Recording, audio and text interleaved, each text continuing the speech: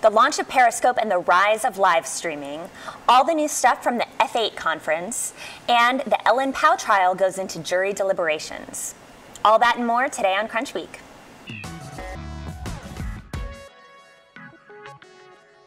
Hey there, I'm Colleen Taylor. I'm Alexia Tsotsis. I'm Kyle Russell.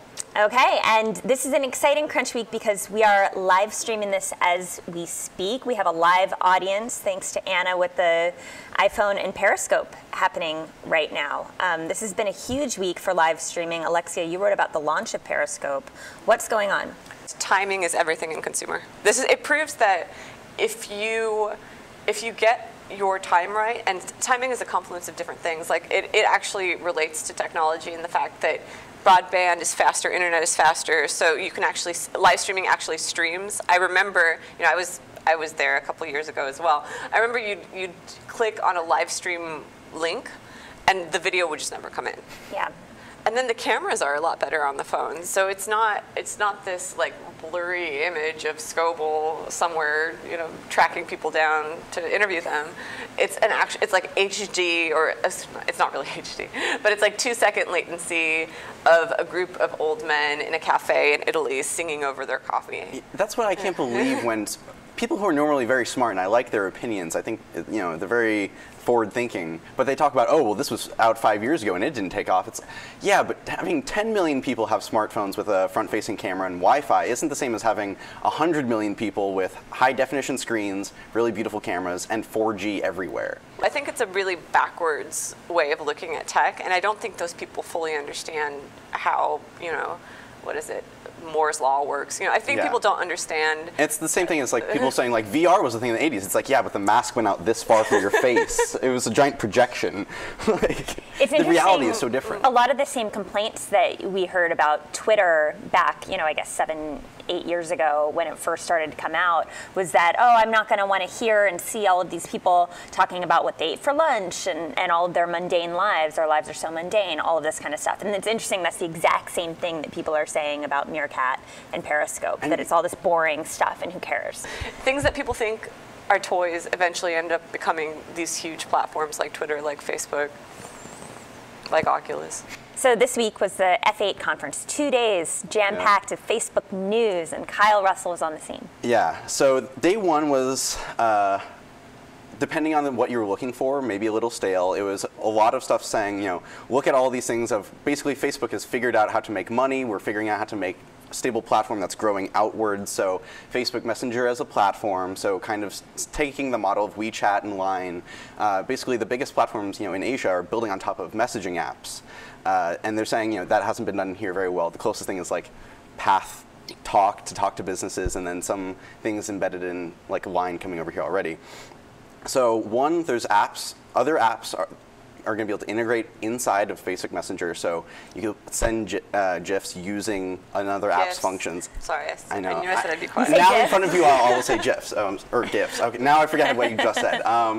So there's that. There's also talking to businesses. So, oh, my package, I ordered the wrong size. You can actually message, say, like J.Crew and say, oh, actually, could you switch my order to a medium? And it's already tied to your identity. So it just says, oh, yeah, and here's like the status, and sends you a map and everything.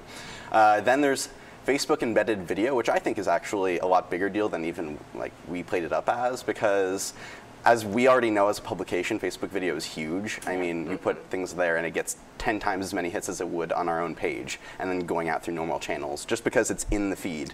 And now you're gonna have content that's hosted on Facebook and then embeddable anywhere else on the web. So considering the fact that YouTube for a lot of people isn't actually about discovery, but just kind of a hosting location, that kind of removes a lot of YouTube's big advantage for just web as a broader distribution platform. And then transitioning away from perhaps the drier stuff of the day one, day two was pretty weird because it was, first off they opened with, oh yeah, so we have our drone is actually completed concept-wise. It's going to have the wingspan of a 737. What? So full-size plane, but then it's made of incredibly lightweight material, so it weighs less than your car. And it has to do that because it's solar powered, and it's going to be flying around for 3 months at a time. Wait, and it's going to be providing internet access to what is the okay, point? So it's going to be flying at 60 to 90,000 feet in the air and using lasers beaming down internet access. Wow. And they want to put 1,000 of them in the sky over the next couple of years. So there will be a sky network Yes, or Skynet. Skynet. Yeah, no, you gotta love just, again, Facebook unironically just doing dystopian science fiction as a product. Right. So How are the governments of the world allowing this? It's terrifying. Well, the thing is, what's actually unique about their take is they're saying, oh, well, we're providing internet access to the developing world, where, oh, they just happen to not have regulations against these kinds of things. Right. So they can just go to Africa or parts of Asia and test it, and who cares? Interesting, because Facebook isn't, we've talked about this before, but Google is looking to do things like this, by teaming up with SpaceX and all these different things. And so Facebook really kind of got a first mover, or at least first launch advantage. Did they actually have the Aquila drone there in No, person? they didn't. It was just kind of renderings? They demonstrated it, and it's pretty interesting how they fold up the wings on top of each other to make them very, very tiny and movable. So you can have a couple of them in a semi-truck, even though they're huge. Okay, so overall, what would you say about the F8 conference? The second day could have been significantly shorter. They spent a very long time having the chief scientist at Oculus on stage, just kind of saying here's all the visual illusions we try to replicate in VR. But it was kind of like a freshman seminar on consciousness, where he was quoting Morpheus from the Matrix and saying well, what is real? How do you define real? It's just electrical signals in your brain. And it was just, yes, we all saw this movie 15 years ago. Thank you. What are we talking about right now? There are 2 pills. No, that was a thing, though. No, really? Yeah, no, there was an envelope with pills underneath your, I'm not even kidding. And they were like, oh, and there was another thing where you could put a lens over your eye and see a 3D trick. How come do we cover the pills? No, we should do a quick demo video with that. Need to cover this is live editorial decisions being made on Crunchweek. This seems to be a real sort of thing that Facebook is trying to do. They're trying to establish that they are this futuristic big technology company, and they're not just a social networking, product. Well, if you think about the drones, there's 2 billion people who have internet access right now, and 7 billion in the world. So this is just a growth strategy. They literally need to get those people online, or they can't show, because there's 1 billion people on Facebook. Yeah. So they can't show the kind of growth that Wall Street wants without literally shoving internet down people's they will get the next 5 billion people onto their network however they can. Right. Very exciting stuff. Even if they make them take pills. Yeah. You have to trip out to go on the internet there. Decidedly less fun has been being in the courtroom for the past month for the Ellen Pao versus Kleiner Perkins trial. I mean, it's been fun in its own way and entertaining in its own way. 1,000% less fun. 1,000% less fun, at least less, fewer, splashy marketing, because we're all kind of watching. It's been an interesting month. But now we'll find out what happens. Do you know what will happen? Do you have any guesses? Of course, no. I don't. I have no guesses. You're not supposed to guess because you're not on a jury. I think there's a danger in paying too much attention and eating too much popcorn and really focusing so much on this one trial, because I don't think that it should matter which way the jury finds.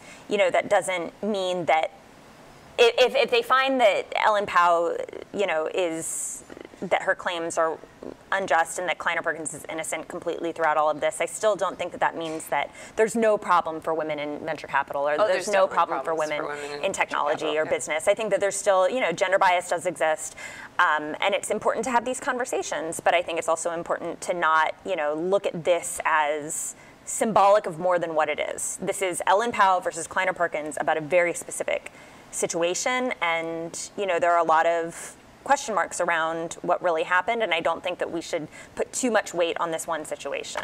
Do you think we'll see more trials? I mean, already we're seeing someone sue Twitter. Yeah, Twitter and Facebook. So I think that is one thing that this could be. We could start to see more of these lawsuits. But I think that it's more productive to kind of do work outside of the courtroom. The courtroom should really be a last resort. It's kind of a very inefficient process. What do you both think of the kind of behind-the-scenes utterances of, oh, is this going to make VCs or founders afraid to hire women? Because honestly, I think that's BS, right? I mean, I hope it is, but why are people saying it? Do you think that some people are actually worried about that? They're saying it because people are remarkably ill-prepared to deal with a workplace that resembles any sort of a diverse thing in 2015. Do I have to just be a decent person, or should I just There are laws that say that you can't discriminate against someone because of their gender. But what if I accidentally do it just sometimes? I didn't mean to offend someone. One thing that I have heard, though, that it is important in small partnerships, whether it's venture capital or companies or anything, so like LLCs, things where everyone shares real financial responsibility. Like if something goes wrong, the general partners have to pay back out of their own pockets, a lot of times in these kind of things. And I think what's important in these situations is trust above everything else. It's not like a big corporation where there are checks and balances and, HR policies and, But there are state laws that say that, no matter, and I've heard the same thing, that BC said, well, it's not like a big company because we're a partnership and we're like individuals that are pooling money and we don't have to operate under the same HR policies. Yeah. And I'm like, yes, you do. Right. Right. Yeah, they do in a lot of ways, and that's sort of what's at stake here, is whether or not they didn't prevent gender discrimination, because that is against the law. I think that women should also be able to trust men and trust that they're going to be evaluated on their merits and not, on some other scale that the men around aren't evaluated on. Well, there's a strange dynamic currently with women in the workplace, and it's not even just in tech. It's also in Hollywood. It's also in finance, where you, as a woman, you have to be hyper competent to get promoted. You have to literally be like 150% of the best male, or you have to really show that you can execute. Whereas if you're a guy, you actually don't have to be. You have to be competent, but you don't have to be like Ellen Pao. Engineering degree from Princeton, law degree from Harvard, MBA but from Harvard. But just because you have all these degrees doesn't mean that automatically you should get paid $2 million a year and be a general. There are a lot of people out there with these degrees, and a lot of people, and so that's what this really comes down to. Is Kleiner Perkins is saying, you know what, she had all these degrees, it's great. She just wasn't good enough, to, in this field to be the next John Doerr. It wasn't going to happen for her. And Ellen Pao is saying, I had everything it takes, and I was discriminated against because I'm a woman. And that's what the jury's deciding. The jury's deciding whether or not she would have gotten promoted if she were a man, or if she wouldn't have, if she would be in the same place that she is right now, regardless of gender. There's no OKRs, objectives and key results. There's no things that you'd have to hit, like how we have to hit page view goals. Right. There's no things that you have to hit to get promoted to general partner. Yeah. And it's more of an obfuscated process that involves all these, all guy ski trips, or or it involves all these sort of social things that end up getting you promoted, and that'll get you in trouble when you go to trial, because there's nothing to show. Yeah, they can't show why when Shay got promoted and Ellen didn't. Yeah. Doerr said, oh, because he gave me the shirt off his back. Well, Ellen couldn't really do that. That would have been a whole other lawsuit. Anyway, thank you for watching, and tune in next week.